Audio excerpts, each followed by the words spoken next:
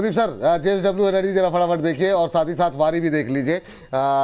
JSW energy पे एक दर्शक ने धनराशि भी भेजी है, वारी पे पिटाई हुई रिजल्ट के बाद, अब क्या करना चाहिए? पहले जेएसडब्ल्यू से ही शुरू करते हैं, अच्छी तेजी है। जी बिल्कुल जी, देखिए जेएसडब्ल्यू एनर्जी अभी 552 के लेवल के आसपास का प्राइस चल रहा है। अगर हम देखेंगे रिसेंटली एक टॉप बनाने के बाद नीचे आ गया था। जो अभी मैं स्टॉप लॉस देख पा रहा हूँ वो एग्जैक्टली जो लेवल रहेगा वो रहेगा 508.65 के आसपास का एक स्टॉप लॉस मेंटेन कीजिए, बने रहिए। फ्रेश बाय कॉल यहाँ पे मैं नहीं दूंगा बिकॉज मल्टीपल रेसिस्टेंस है, उतना पॉसिबिलिटीज नहीं लग रहा है कि तुरंत आपको 1-1.5 महीने में तो मूव करता हुआ मैं नहीं देख पा रहा हूँ। लेकिन जिनके पास है आप बने रहिए, स्टॉप लॉस मेंटेन कीजिए। अगर स्टॉक कभी भी 607 और 610 ये जो जोन है ओवरऑल इसके ऊपर सस्टेन करने में ना नेक्स्ट मूव आपको 738 तक का मूव आते हुए दिखाई देंगे। सो बेटर होगा कि मैं एक बार 610 के ऊपर ही इसमें ट्रेड करने में इंटरेस्टेड रहूंगा, क्योंकि उस टाइम पे मोमेंट थोड़ा महंगा खरीदेंगे, महंगा बेच भी पाएंगे, कोई इशू नहीं है। अभी के लिए स्टॉप लॉस 508.65। ठीक। वारी? वारी एनर्जी विपुल जी, अगर हम देखेंगे 2664 के आसपास का भी प्राइस चल रहा है। वैल्यू जोन के आसपास स्टॉक आ चुका था। 2564 का लो था रिसेंटली, बहुत बढ़िया वैल्यू जोन में था। अभी भी मैं बोलूंगा वैल्यू जोन में है, हम अभी भी बाय करके जा सकते हैं क्योंकि यहाँ पे रिस्क रिवॉर्ड रेशियो बहुत ही फेवरेबल है स्टॉक के लिए। जो स्टॉप लॉस होगा 2417 रहेगा स्टॉप लॉस। टारगेट यहाँ से 2915, उसके बाद 3225, उसके बाद आपको 3450 तक मूव आते हुए दिखाई देंगे। तीनों टारगेट के लिए एक स्टॉप लॉस मेंटेन कीजिए और बाय करके जा सकते हैं। देखिए मैं जनरली बाय कॉल देता नहीं हूं और मैं बोलता नहीं कि वैल्यू जोन में है, लेकिन अगर कोई स्टॉक्स ऐसा मेरे को मिल जाता है कि सपोर्ट के आसपास है, रिस्क रिवॉर्ड रेशियो बहुत फेवरेबल है, छोड़ना नहीं चाहिए। वारी अभी तो बाइंग जोन पे है, लेकिन यही स्टॉक 3000 के ऊपर बाइंग जोन पे नहीं होगा। चलिए सर, ये जो अभी जेएसडब्ल्यू एनर्जी हम लोग डिस्कस कर रहे थे, अभी वारी आप लोग खरीद के जा सकते हैं, लेवल्स का ध्यान रखिएगा। वो एक दर्शक पूछ रहे हैं कि मतलब कि 700 के टारगेट ब्रोकरेज हाउस वाले दे रहे हैं, तो क्या मतलब सही है या नहीं? तो क्योंकि उनका स्पेसिफिक टारगेट सवाल था, तो इस पर कोई टिप्पणी करना चाहें तो। देखिए अगर आप टाइम देंगे, 1.5-2 साल का टाइम देंगे, उस पर डेफिनेटली पॉसिबिलिटीज बहुत हाई है कि आपको 700 भी टारगेट आते हुए नहीं दिखाई देंगे। बाकी मैंने जो बताया कि 610 के आसपास का रेसिस्टेंस है, ये एक मुझे दिखाई दे रहा है। ये क्रॉस होने पे, क्योंकि हम ज्यादा पेशेंस बहुत कम होता है इन्वेस्टर्स के साथ, हम लोगों ने देखा है, तो जी। 610 के ऊपर मैं कंफर्टेबली इसमें बाय करने में इंटरेस्टेड हूँ। उसमें एक बार 740 750 का मुझे लगता है कि हाई इसमें डेफिनेटली पॉसिबल है। चलिए ठीक। और ये जो तमाम चर्चाएं हम लोगों ने की, उसका असर ये है कि अमित जी की टिप्पणी आई है। अमित जी लिखते हैं, मैम से हम सब प्रेम करते हैं, सुजलॉन 7 पर जाएगा तब भी हम सब खरीदेंगे। एक शेयर से किसी की काबिलियत नहीं परखी जा सकती। 99 शेयर में मैम ने हम सबका सही मार्गदर्शन किया है। वाह, तो ये अमित जी की टिप्पणी आई है मैम आपके लिए। तो करें 7 रुपये पे जाएगा तब भी, तो फिर सुजलॉन ही क्यों खरीदेंगे? जो दूसरे शेयर है उसको खरीद लीजिएगा, 7 पे भी खरीद लेंगे, 1 पे भी खरीद लेंगे। ऐसा क्या है भाई? चलिए अभी अंधा विश्वास, अंधा विश्वास किसी पे भी मत कर। बहुत किसी शानदार पे भी नहीं। जी। हाँ चलिए, अभी समय मैम नहीं, मैम जो तीनों सवाल है खाली लेवल्स बता दीजिए फटाफट। Yes ma'am. ठीक है, एक तो इक्लर्क्स आपने दिया था। हाँ, दूसरा अदानी पावर ले लीजिए, HFCL ले लीजिए जी। ओके, इक्लर्क्स पहले एक बार बात कर लेते हैं one by one. It is 1875, पहली रिकमेंडेशन ऑलरेडी रह चुकी है। So for those people also, क्योंकि अभी स्टॉप लॉस नहीं आया, टारगेट वगैरह जो भी है सो है। अब यहाँ से आपके जो अगले, पहली बात एंट्री कर सकते हैं। अब जो यहाँ से टारगेट होंगे 2170, 2170। दूसरा टारगेट 2500। समय बाय नवंबर तक का ही समय दिया तो इनफ होगा। स्टॉप लॉस यहाँ पे थोड़ा सा अभी, ये ट्रेलिंग स्टॉप लॉस भी है, यानी ट्रेडिंग प्रॉफिट बुकिंग भी है, और ये स्टॉप लॉस भी है आज के बायर्स के लिए। आपका स्टॉप लॉस यहाँ पर 1650 का होगा, तो करंट प्राइस पर भी बाय यहाँ पर कर सकते हैं। विपुल जी, एक काउंटर और है, मैं नाम लिया था, किसी का सवाल आता है CMR ग्रीन, ये अच्छी जगह पर है। मतलब यहाँ से एक वी शेप रिकवरी की पॉसिबिलिटीज है अगले कुछ हफ्तों के अंदर। तो तभी 212 था, अभी 220 है, थोड़ा तो चल गया, लेकिन फिर भी उतना नहीं चला है। CMR ग्रीन आप अगले महीने के लिए भी लेकर जा सकते हो। 195 should be your stop loss, पहला टारगेट 240, और अगर अगले महीने में इसने 40 को 15 तारीख तक ही चेस कर लिया तो पॉसिबिलिटीज बन जाएंगी कि फिर ये नए हाइस की तरफ निकल जाए। अब उसके बाद फिर थोड़ा समय शायद बढ़ाना पड़े, बट फॉर नाउ 240 से 270 तो आप चेस करो। समय हो सकता है कि हमको थोड़ा एक्सटेंड करना पड़े, इसमें बाय 240 कर से सकते हैं। 270 चलिए ठीक है, ये टारगेट यहाँ पर देखने को मिल सकते हैं सीएमआर ग्रीन पे। सर आपके पास कोई कॉल थी राजेश सर? नहीं सर, मैं कह रहा था एक बार जरा नज़ारा को देख लीजिए। नज़ारा ठीक है सर, नज़ारा एक बार के लिए स्क्रीन पर लेकर के आ जाइए जरा फटाफट। और नज़ारा में ओहो वाह, नज़ारा में क्या नज़ारे देखने को मिल रहे हैं और अच्छा मोमेंटम यहाँ पर बनता हुआ दिखाई दे रहा है। सर 350 का नंबर था ना सर आपका? सर 350 313 पे दिया था सर। नहीं सर, पहला आप- टारगेट 325 से था, 325 340। अच्छा। इस तरह से अगर ऊपर चलता तो फिर आगे पहला चल- टारगेट आ गया। चलिए ठीक है, तो पहला टारगेट आ गया है यहाँ पर 6.25% ऊपर। शानदार जो है माहौल बनता हुआ। अभी नज़ारा में और खूबसूरत नज़ारे देखने को मिलेंगे, ये मानना है यहाँ पर राजेश सर का। चलिए हर्ष के आने से पहले एक आध टिप्पणियाँ जरा फटाफट ले लेते हैं। मैम ये तीनों शेयर आपने डिस्कस कर लिए? नहीं कर पाई ना? एक तो अडानी पावर था हाँ, अदानी और पावर जीएमआर। नहीं, जीएमआर नहीं था मैम, HFCL था। Okay, HFCL, eClerx, Adani power. थोड़ा फास्ट चलेंगे मैम, 1 मिनट का टाइम है। एक लक्स हो गया। अडानी पावर में बाय नहीं करना है, 190 का वेट जी। करिए, आएगा तो देखेंगे। अगर उस बीच में अगर इसने 235 के ऊपर क्लोज कर दिया तब भी हम देखेंगे कि बाय कर सकते हैं कि नहीं। But as of now 210 no buy. HFCL 193 no buy, बिल्कुल भी बाय अभी मैं तो करने में कंफर्टेबल हूं नहीं। मैं थोड़ा सा देखती हूँ इसको, अगले हफ्ते अगर 160 आने की गुंजाइश दिखती है तो ठीक, अदरवाइज व्यू बदलेंगे। बट अभी तो एक हफ्ते के लिए छोड़ देते। चलिए ठीक है। सर SCI GRSC दोनों पे आपकी लाए खाली लेवल्स राजेश सर जरा फटाफट देखिएगा। शिपिंग कॉर्पोरेशन ऑफ इंडिया और GRSC दोनों शिपिंग डिफेंस की कंपनियां, क्या करना चाहिए करंट लेवल पे? क्या यहाँ पर कोई संभावनाएं बन रही है? SCI अच्छा मोमेंटम दिखा रहा है। फिर 288 के ऊपर एससीआई में मोमेंटम और ऊपर बनेगा। 277 के स्टॉप लॉस के साथ बाय कर सकते हैं। टारगेट रहेगा 300 रुपये का। 300 रुपये का। चलिए ठीक है, यहाँ पर आज डिफेंस की बात कर रहे हैं तो डिफेंस में अच्छी खासी पिटाई डेटा पैटर्न की हो रही है, लेकिन लोअर लेवल से रिकवरी दिखाया है। सर एक डेटा पैटर्न देख लीजिए। सर आपने GRSC नहीं बोला ना? जीआरएससी जी हाँ, GRSC देखिए, तब तक आप डेटा पैटर्न निकाल के रखिए सर प्रदीप सर जी।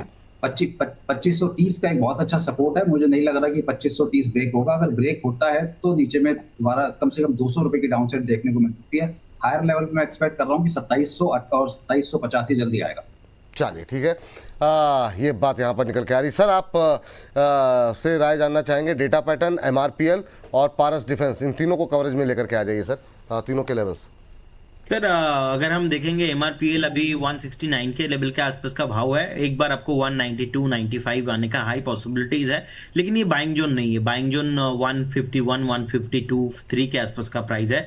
और पारस डिफेंस अभी अच्छा रिसेंटली बेस बना है शॉर्ट टाइम में, लेकिन ये भी बेस आपको आज नहीं तो 1 महीने में टूटता हुआ दिखाई देंगे।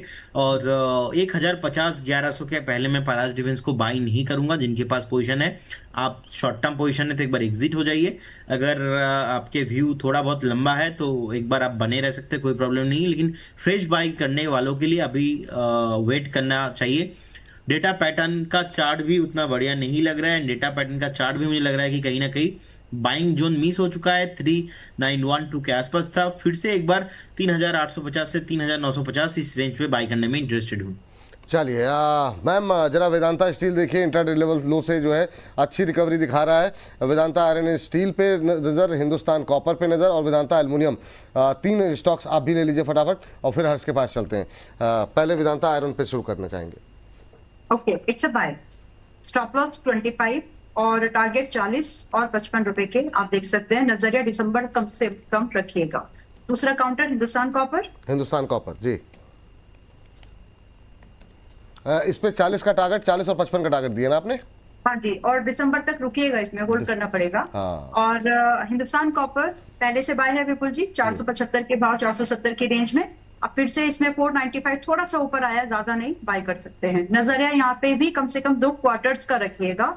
और स्टॉप लॉस जो है आपका, यहाँ पर स्टॉप लॉस बैठता है करीब करीब 425 रुपए का। 20 बोलना था वैसे, 425 रुपए का स्टॉप लॉस लगाइएगा। और यहाँ से आपका स्टॉप लॉस सॉरी टारगेट जो है 570 ऑनवर्ड्स। एक बार अगर इसने 570 चेज कर दिया तो मुझे नहीं लगता नए मतलब इस साल के लिए नए हाइज बनाने से ये रुकेगा। तो फिलहाल 570 के लिए आते आते वेट करिएगा। उसके बाद रिवीजन करवा लीजिए प्रॉफिट बुकिंग से पहले कि होल्ड कर ले या फिर और आगे चेज करें, क्योंकि उसके बाद इसमें बहुत अच्छा आगे के लिए मूवमेंट और खुल जाएगा। तो करंट प्राइस पर इट्स अ बाय। दूसरा थर्ड स्टॉक कौन सा था? वेदांता एल्युमिनियम, एक और metal. VML, okay, VML is good counter, बिल्कुल ये 400 से 450 की रेंज बाय है, बार बार बोल रहे हैं। और यहाँ पर स्टॉप लॉस आपका 370 का रहेगा। आज आपके अपर प्राइस बैंड जो रेंज थी बाइंग की उससे थोड़ा सा ऊपर आया है, स्टिल अ कंफर्टेबल जोन। अगर आप इसमें बाय करना चाहते हैं तो 370 का स्टॉप लॉस लगा लीजिए और नए हाई से पहले बेचेगा मत। तो पहला टारगेट तो इसमें आता है करीब 555 का ही। दूसरा टारगेट मुझे सरप्राइज नहीं होगा कि ये 650 तक भी निकाल दे बाय मार्च। तो अभी तो बाई की सलाह है, आगे कितना जाएगा हो सकता है इससे भी ज्यादा जाए, बट वो ओवर एक्सपेक्टेशन हो जाएगी। फिलहाल नंबर्स इन सबको समझते हुए फिलहाल इतना चेज करते हैं, तो इट्स अ बाय। चलिए, तो ये बात 555 560 के लेवल। एक बार जरा नज़ारा फिर से दिखा दीजिए जरा, क्या खूबसूरत नज़ारे देखने को मिल रहे हैं राजेश जी। नज़ारा टेक्नोलॉजी लगा दोनों टारगेट डन। हाँ क्या, हाँ सर क्या करें सर इंट्राडे के दोनों टारगेट डन, 325 335। हाँ, ये जरा स्क्रीन पर लेकर के आ जाए जरा, उसके बाद से हम जरा हर्ष बाबू के पास चलें। ये देखिए क्या धुआंधार रैली देखने को मिल रही है। 313 के आसपास जो है यहाँ पर बात हुई थी, वहाँ से 333 के टारगेट कार्यक्रम खत्म होने से पहले लक्ष्य पूरा भेज दिए हैं इंट्राडे के। मतलब शानदार सर, बहुत शानदार। तो ये तो सर आपने कमाल किया है आज, इसमें कोई दो राय नहीं है। और धुआंधार प्रदर्शन। कमाल तो आप करते हो सर। अरे नहीं सर, ये आप आइए सर, है ना, मैं माला लेकर के आपका जो है इंतजार करूंगा आपकी बात। सर ये वाइट दूंगा मैं, ये वाइट शुभम जी को भेजूंगा, वो उनसे गारंटी लूंगा कि कुछ नहीं होगा मुझे। अरे सर आप सुरक्षित है, माल्यार्पण होगा आपका दरवाजे पर। चलिए इसी के साथ इस सेगमेंट को करेंगे समाप्त और अगले सेगमेंट की करते हैं तैयारी, जिसका नाम है ब्रोकर बोले।